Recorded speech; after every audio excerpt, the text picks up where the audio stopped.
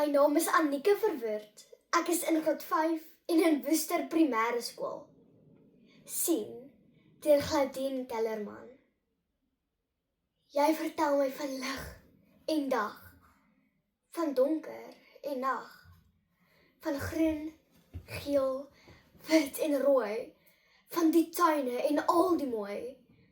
Jy vertel my van klein, eenvoudige huise en van groot, spoggerige paleise.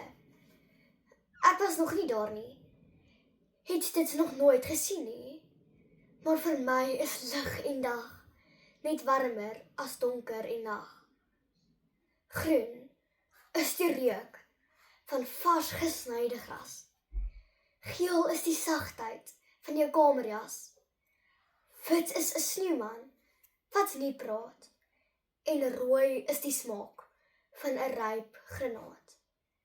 Want ek sien deur jou oë, jy wat my in môre laat glo. En as jy jou hand in myne vat, loop ons saam my donker pad.